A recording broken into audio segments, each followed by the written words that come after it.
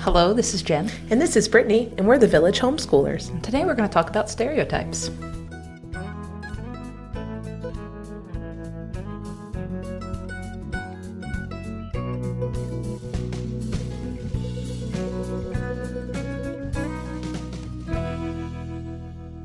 Okay, welcome to the Village. Hi. I hope you all had a great Mother's Day. Yes, that was last weekend. Yeah, it was. Did you have a good Mother's Day? Yeah, it was uneventful. You know what I bought myself? What did you buy yourself? A bidet. Really? Interesting. Yeah, I would. I have some regrets. Not happy with your Mother's Day purchase? We have our water pressure in our house is a little too high. Oh, yeah. So I think there's some that adjust that, don't they? I don't know. I'm not really. it's on the lowest setting. And I still feel like I have a complete colon cleanse. Well, no, there you go. You can do your own colonoscopy. It's 2022. Yeah. So, little known fact, and you might have to cut this. You decide if we should tell this. Our husbands now have the same job, and they had a very serious month of work. So we haven't recorded in a month any of our podcasts, and we did Mother's Day without our spouses because they were working. My husband did come home at 9 o'clock and offer to buy me ice cream. Oh, that was nice. But everything was closed because it was 9 o'clock at night. On Sunday. Well, there goes and with your bidet. Well, after the ice cream, maybe it's necessary. Yeah. So, so you bought yourself a bidet. My husband actually brought me flowers. That was really nice. Oh, my husband did not. So note. Yeah. No, he brought me flowers. My son did. He picked them out of the yard because he's very sweet. That's very Unlike sweet. my husband. So he did buy me those, but yeah, it was a good Mother's Day. It was just, laid back, and my son did try to cook me food. But that was nice. I got myself a really fancy coffee. Oh, I did too. Which, I feel like I deserve as a mother. Yeah, exactly. I got all the extra things. So, well, you know what though? I do like this. It leads well into our topic for today because a bidet was not where I thought you were going. Or talking about our husbands now have the same exact job at the same exact place because we can't get enough of each other as a family. So, yeah, but today we're going to talk about one of those is not a stereotype, but one of those might be. Maybe. And that's what we're going to talk about today. We're going to talk about those age-old homeschooling stereotypes. So this got its inspiration by the Hindu festival of Holi. Yes. Which we celebrated with our kids, and it was really fun. It's we throw colored powder at each other. And our whole field trip, it was like a field trip for our co-op. We did it, and like 86 kids, I think, signed up. And some parents. Me.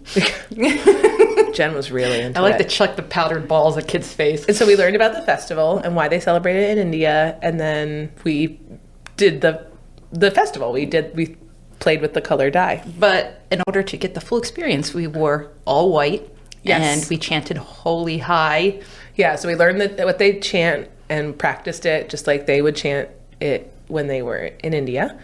Yeah, in the Hindu festival. And so if we realized in the midst of it, when the people were really staring at us, because we were at a public park, that there were 86 children and adults all dressed in white and practicing a chant.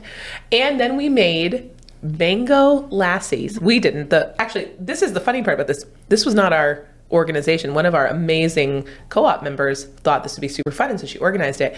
And she made mango lassies, which is what is one of the drinks that they traditionally drink at the festival in India.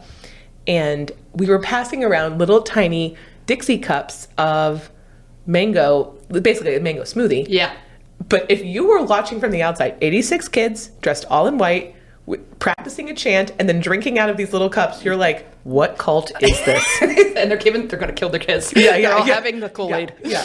And then we start throwing the powdered dye at each other, and it was chaos. Yeah. It was super fun. The kids had a blast. The adults had a blast. We learned a lot about a different culture that we don't have a lot of exposure to here in, America. But from the outside, man, it was weird. We had one of our members, he got there about 5 minutes late, and his mother-in-law was visiting, and she wanted to come because she'd never been to a homeschool co-op thing. And he's like, I get out of the car and I see all these little kids in white running around in all white. And he's like, why did I bring my mother-in-law to this? This is her introduction to homeschooling. And she was covered in powder. By the time she got into it, but she said it was a little, she mentioned to one of us, like, oh, no, this was, I wondered what this little cult thing was that my grandkids were in. It's a great cult. Yeah. But yeah. So that's why we're going to talk about stereotypes today, because that we had this a month ago. We were like, what did we do? Yeah, I mean, some of these things are we've spoken about ad nauseum because they keep coming up. And until they stop coming up in 200 years, yeah, we got to break through some of these stereotypes. So the first one, which we all know, we've all heard, is that our kids, we don't have friends, we must be socially awkward, which, you know. Yeah, I always go back to the snarky retort of, yes, because it's normal to socialize with 30 of your same aged peers while sitting in a desk every day. Like that, we don't do that as adults. No. I'm not like, oh, you're not my exact age. I'm so sorry we can't hang out. Yeah. You can be socially awkward and go to public school. Yeah. Like that's look at the world. Thing. Yeah. Yeah. I mean, and it's just such a bizarre stereotype. And maybe it's rooted in the fact that a long time ago, when homeschooling was much more, I don't know, much less common and much more on the fringe, that they were very in tiny insulated communities. Yeah. You know, so it was like rural, religious. Yeah. It's not that they didn't have any socializing going on. It was just that, like, very tightly controlled socializing. I mean, there definitely are people that don't socialize their kids that homeschool. Right. Oh, sure. But and same with public school. So I can imagine that definitely being a problem if you don't have a community or you don't let your kids out of the closet. Right. Which is very rare. Yeah. But I think that's true. But I think it's one of those things where, like, you can be a socially awkward homeschooler and you can be a socially awkward public schooler. Mm-hmm. And I think it's such a big body now of diversity that you can't stereotype it as belonging to homeschoolers. Yeah, so that goes to number 2, which I get a lot of times, particularly from other mothers, is that we must be so patient. Or our kids must be so well behaved. Oh, that's funny. So yeah, that's a nope, not even close, right? I am not a patient person at all. Are you? Yeah. You are patient? Yeah. Liar. Yeah. I'm perfect in every way, Brittany. No, it's actually a joke in our co-op that I am not patient, because I'll set a deadline, and if you're like not 2 weeks early on a deadline, I start to get anxious. I know. My husband, who puts in class proposals sometimes, is like, why does she set a deadline if she expects it 2 weeks early? I was like, you know what? That's how my brain works, my friend. Yeah. Yeah. No, it's like, it's all me. I acknowledge this, that it's not other people's issue. It's my issue. But I am not a patient person at all. Like, at all. I routinely, even in my own home and in my own homeschool, have to walk away to take a break and breathe, because I feel myself losing my patience. And we're like 10 minutes into doing math in the morning. It's like we're really normal people, despite the chanting. And the all white, yeah. Which, that was a rare occasion, but we don't uniform our kids for co-op. But no, it's true. I'm not patient, and my kids are like normal kids. They make huge messes. They don't always listen to me. They are sometimes really rude to each other. And like, we're like every other mom. We want our kids to shut up when we're in the bathroom, Yeah. I literally, so I have my youngest is a little bit like, he's really attached still. He's the baby of the family. He's a little bit intense. I don't know where he got that from. And a little bit of an intense personality. And if he'll sometimes just go, hey, Mom, like if he's not in my line, I'm not in his line of sight. And if you're in the bathroom, you close the door, because I would like some peace for 2 seconds. And if he doesn't hear me immediately, and he doesn't always, the panic increases. Mom, and you'll hear me scream from the bathroom. I'm in the restroom. Oh yeah, give me 5 seconds, man. Not patient. And he'll we are normal human beings, and our children are normal children. Yes.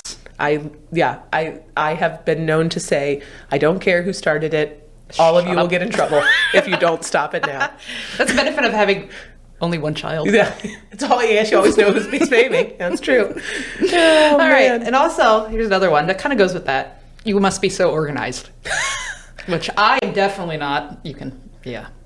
So I am organized only in portions of my life. I think that's the other thing. People are like, oh, you must be super duper everything in at its place, everything. And I'm like, no. Yeah, if you came to my house, you'd see that there's like pencils in the shoe bin, or there are library books in the hamper, or in the car, or sitting on the bathroom sink. We have a junk drawer. I have more than one. Mm-hmm. Yeah, every closet. I have a junk closet. Mm-hmm. It's in my bathroom too. I blame my husband for that a little bit, but still, no. I mean, people really think this about me a lot, and they must think it about you too, because you wrote that down. It's for us to talk about. But I'm like, no. I mean, I definitely have parts of my life that are organized. You're really good at co-op organization. Well, yeah, I think that's because people are relying on me, and maybe I need to feel the need to hold up the stereotype a little. Like, if I look disorganized, well, their faith in me is gone, and that's true. No one's gonna join this thing. Nobody really cares if I'm disorganized at co-op, because I just feel like, oh, it's somebody. I blame it on somebody else.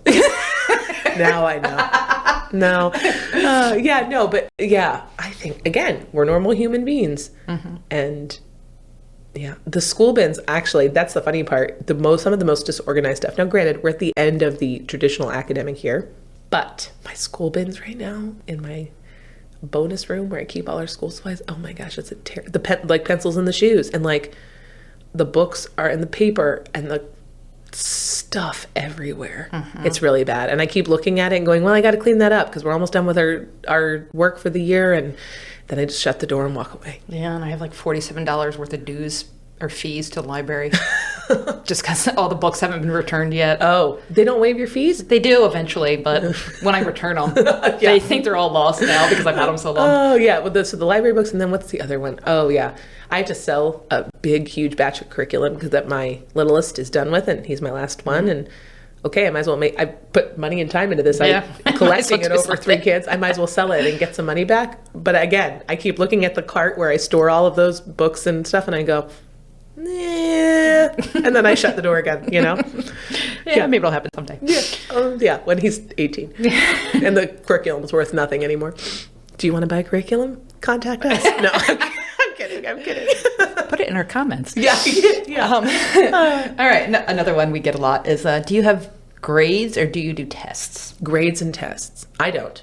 I mean, I think maybe this is just a curiosity issue with a lot of people going, well, how do you keep track of things? Well, and how do you objectively grade your child? Well, so I think that gets into the fact that there's lots of different kinds of homeschoolers, because I do know homeschoolers. And laws. And you're right. Yeah. Perfect. Every state's different in the United States. But I know homeschoolers, even in our state, which has no testing regulation or anything, I know them, they test their kids. I started doing that. Did you? I only did it in kindergarten. Because after that, I was kind of like, Yeah. Now, I'm never going to say, I actually just did this past week in some of the science that we had, there was tests that you do at the end of a unit.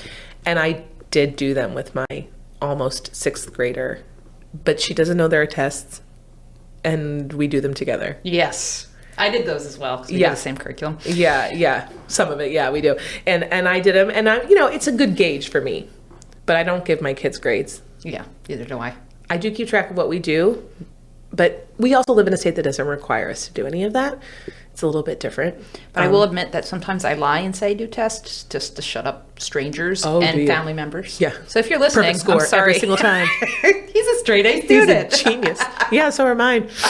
If you don't get a grade, you can't fail. But I mean, this gets into probably our educational philosophy. I don't really believe in grades. And as I've said before, I taught public school before I had children. And I didn't believe in grades then either. That was a little more complicated. So all those people, I educated your children, and was I objective about this? No, I'm kidding. I mean, I don't know if you actually can be objective about grading, even if they aren't your children. Yeah. That's the other thing, right? Because I have no problem repeating stuff if he doesn't seem to be grasping it, right? Right. So it's learning. It's not, We're going to review this 20 times because you're not grasping it. Instead of doing a test and be like, well, you failed, let's move on. Right. However, that being said, if you're in a place that requires testing or you want to do it personally, there are homeschoolers that do it, and it is totally possible. And you can actually order the same exact test that you would do in public school. I know, because that's what I did. I was like, I did the CATS tests And Oh, you did? yeah, because Okay. that's what we did in New Jersey in public school. So Okay. I bought those Yeah. for my son. Now, there's some rules actually to give the Proctoring. test. Yeah. Yeah. And when I was a child in homeschooling, we actually would proctor. They would, my mother and another homeschooling parent would, go through the process, and they could proctor the test, and then they would do it at the kitchen table. But we followed the rules. Like, there was timers, there was turn it over and begin, and all that stuff. And yeah, you can do it. And I'm going to be honest. At some point, I may do that with my kids, not because I care about what they get on it, but because if they ever had to be in a situation where they did have to take a test like that, I want them to know what to do. Yeah, like in college or whatever. Right. Yeah. Yeah. So another one too, we get a lot, is that you must be really good at ... or how can you possibly teach ... without a degree? Oh yeah. And even if I was great at calculus or chemistry or diagramming a sentence, I might not remember how to do it. So sometimes I'm learning at the exact same time, or refreshing myself, I should say. Right. At the exact same time. The beauty of 2022 is there is so many resources. Exactly. And, we have the same access to resources really as your public school teacher does. They're using Teachers Pay Teachers. They're using curriculums that they find all over the place. Yeah. The states make their curriculums accessible to the public because they're funded by taxpayers. It's not, I am not denigrating what teachers do at all. They have a really hard job. And a lot of what they do is, though, having to manage a classroom with 20 children's different needs. That's really difficult, and that's why they go to school and have backgrounds in education. That's not what we're doing. We're dealing with a child one-on-one. I have 3 kids, and I'm still dealing with them one-on-one because I'm doing something different with my each one, 10-year-old than I'm doing with my 6-year-old. And so when you get rid of the classroom management side of education, it's so much easier. And we have the resources, we have the ability, to find things that public school teachers do as well. Exactly. And so some things that I felt like I wasn't the best at, like English, I just buy curriculum and let somebody else teach it. Right. Right. Online classes you can have access to. Yeah. So it's easy. You don't have to have a master's degree in teaching in order Right. to teach your children. Exactly. Or you have a co-op and you go, hey, co-op. I don't want to teach astronomy. Yeah, I don't want to do robotics. I know nothing about STEM. I like to draw. Music. Yeah. Oh, gosh, music. We need a music teacher. Yeah. Yeah. So if you're interested. Yeah. All right. Next one. What about college? Oh, what about college? So this is super interesting for me because I actually kind of get why this is a stereotype, because we live in a state where the parent has so much discretion that if your child wants to apply to college, you create a transcript and the college takes it. Legally, they have to. Yeah. That's amazing and wonderful. But like when I was told that when I moved into this state, I was like, but, like, How does that work? You just trust me? yeah. And then they're like, yeah, the colleges go, yeah. Now we've all seen the studies. Homeschoolers are highly successful in colleges. Universities recruit homeschoolers because they're free thinkers and, very self-motivated and all that stuff. We know that too. So I do get it in theory, but you're like, oh my gosh, like. What's stopping me from lying and saying he took 8 years of calculus, right? Right. Yeah. So I think that is why. But yes, homeschoolers get diplomas. They go to college. They go to college in spades, actually. And it's an option. Yeah. They're not banned from college. Right. And the universities, they also, I think, it's interesting. I think the university systems are really kind of grasping that this is not the way of the future, but like, that sounds, the way of the future. But they're grasping that this is what, that these children are often very ready for this style of university learning. They can do their work on their own. They have independent critical thinking skills because they haven't been in a classroom where, and this is no fault of anything but the system, you're required to manage 20 different personalities and brains and style learners. And so sometimes, and take tests and blah, blah, blah, blah, blah. Okay, and here's another one. Kind of goes with that. Behind or overly smart? So there's no in between. It's never like your kid's on level. It's always like your kid must be really dumb or he's, on a genius. Yeah. Yeah.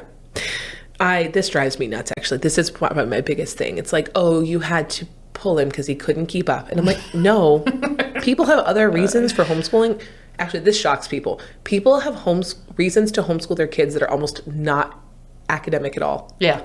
Yeah, that blows people's minds. And there's a million different reasons that people choose non-academic reasons to homeschool their kids. So I won't even try to list them all. But so one, that's the first thing. But yeah, and then let's quiz your kid. They must be a genius. And you're like, they're 6. Yeah. They do not know college level calculus and trigonometry. We're not doing sine, cosine, and tangent over here. Yeah, like they're a normal 6-year-old. They are children. They're normal. They're not endowed with anything other than normal childhood experiences. Yeah, that one really drives me nuts. But we get it so much. Right.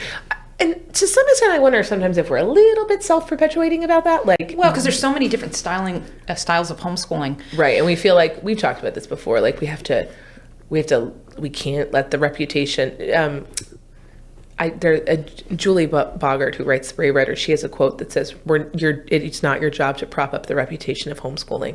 But we still do it. But we still feel like, but she says that because we do it. Mm-hmm. And yeah, I think, you're allowed to be profoundly average. It's okay. Most people are average. Most people are. And honestly, why are we shaming that? You know? I don't know. Yeah, you can get into the American spirit of competitiveness and exceptionalism, maybe. I don't know. It's a whole other thing, but yeah. Oh, this one's my favorite, is that I must be a deeply religious redneck. This might be a generalization, but... Instead of a stereotype? Well, okay. This is hard because I think the religious aspect of that is because that is where homeschooling began in the United States. Most, not all, were religious. Although there was... And in the South. Yeah, maybe. Yeah, unless you're going back to the 1800s, right? Right. Yeah, so I think they were religious families in high concentrations in states like Texas. Mm-hmm. I also think, though, that we tend to ignore the other side of that, which was like the hippie commune side of it, which was the other group of homeschoolers back then who were like so counterculture that they couldn't be not bothered. They just didn't believe in the system. And so they just, eschewed it entirely. But they were also part of like the free love movement and all that other stuff. So you can't always say it's like this super religious conservative group, actually, historically speaking. It was just two groups on opposite ends of the spectrum. We have both of those in our co-op, don't we? Yeah. Rednecks? Well, I was thinking more like deeply religious and also free-loving hippies. Yeah. Yeah, we do. And I think it's an interesting thing. And I'm sure there's vestiges of the history, the recent history still in the culture. Well, we know there is, right? We see it all the time. But again, as we've said, a lot of homeschoolers are average. We're normal people. Mm-hmm. The redneck one, is that a stereotype that you heard a lot? That being a redneck? It's just or being like country or like... Yes, just like, why would you do it in Connecticut? There's options. Oh, you're not 40 miles from the schoolhouse. Okay. So you're saying like rural. Yeah. So, because actually, where I live in New Jersey, there are people that in parts, because I grew up near the Pine Barrens, and it is not densely populated like you think New Jersey would be. Right. Though they're not called rednecks there, they're called pineys. Fun fact. You may be insulting a whole bunch of people today. I'm from that area, so it's okay. So there actually are kids that had to go pretty far to go to high school and stuff, because parts of that area only have like one bedroom schoolhouses still, like where everybody's kind of, there's 6 kids in school. Wow. Yeah. Well, so it's interesting. You're tapping on a stereotype. I actually think growing up in the South, everybody up in the South thinks the North is Boston. Yeah, it's one big city. And so when you talk, and they think of New Jersey, they're not thinking of The Garden State. All the farms, which we know is true. We don't live in a very populated area of New England at all. We actually live in a more rural, I guess can't say that word. We all have chickens. Yeah, we have chickens. Gardens and such. So I think that's true. Yeah, that's true. We do get a lot of the, you live in a state that has really good schools. Why are you doing this? Yeah. But again, we talked about earlier, there's lots of non-academic reasons to homeschool your children. And so I think that's true. I think I think to some extent people look at it as an access issue. Why? You have great access, and it's like, well, I have lots of reasons I do this. Exactly. All right, and the last one is that we are not all super nerdy, except you. And I wrote that in my notes just so I can insult you twice. Am I nerdy? I never see myself as, well. You're way cool, Brittany. I'm not cool. That's true. Maybe so if you're not cool, are you nerdy? I don't know. Yeah, it's true. I think there's a huge, I guess, going back to like, there are all these like savants or geniuses. Everybody plays piano, which is kind of or violin. Yeah. We do have a lot of actual musicians, kids that play musical instruments. Yeah, but that's good. That's culture. It's well-rounded children. No, it is. It makes you smarter. It's like one of those actual things. So no, I do think you're right though. There's we all play piano. We all wear glasses and suspenders. We all have pocket protectors. We all speak Latin. We all speak Latin. We all, conjugate. Or just read Latin because you can't speak it. Isn't that one of those? Oh yeah. You all conjugate, verbs into 17 different languages. And again, I think there could be a little bit of historical truth to that. Not the nerdiness so much, but like there's very large prominent homeschooling families where all 15, 16, 17, 18, 19 of them played the violin, Who are you speaking of? I have no idea. Is a large breeding population of people from Arkansas? Yeah. I have no idea what you're talking about. So I think that's true. And we have met homeschoolers who are like, if you're not going to be an academic exceptional savant, yes, student, what's the point? Why are we even doing this? Yeah, you can go to public school with everybody else, and that's definitely not us. And that person did not join our co-op because, thank goodness, they were really turned off by us because we're like, if they want to finger paint, they're going to finger paint. They're children, and they were like, why are they not doing Van Goghs? And we were like, they're 7. Yeah. So I mean, absolutely. Those homeschoolers exist. And if you want that, don't come to our co-op. Yeah. We are not your people. And that's fine. You deserve to find your people. Yeah. But I think that is the exception, not the rule, especially anymore. So anyway. Yeah. If you have any other good stereotypes, let us know. Yeah. Because I think they're hilarious. Yeah. What questions were you at? When you go to the grocery store and you have to tell somebody you're homeschooled because you're there at 10 o'clock on a Wednesday. And the people are like, are you guys sick? Yeah. Why are you here? You're off of school today. Is there a holiday that I don't know about? Yeah, that's my favorite. What's holiday today? Thursday. Yeah. We're hungry and we need groceries. They eat everything. Yeah. It's called homeschool holiday, where the kids eat 80 breakfasts a week. Yeah. So I think that is, we'd love to hear what you get asked and what people think about you. I think it could be regional too. Like Jen and I definitely grew up in different parts of the country, and we get asked slightly different things. Like I got the uber religious, you have 12 kids, 13 kids, 14 kids because you're homeschooling and are clearly Southern Baptist. That's what everyone assumed because of where I grew up and the fact that I was homeschooling. Where you got more of the, are you living out in the country with no access to educational resources? Yeah, or are you just weird? Yeah. You're antisocial. You got a lot more of that. Yes, I think that's true. And so, we'd love to hear where you're from and what the stereotype about homeschoolers is in your part of the country or world. Yeah. All right. If you'd like to find us when we're not podcasting, you can find us at thevillagehomeschoolers@gmail.com and on Instagram and on Facebook. Thanks so much, and we'll be back next week.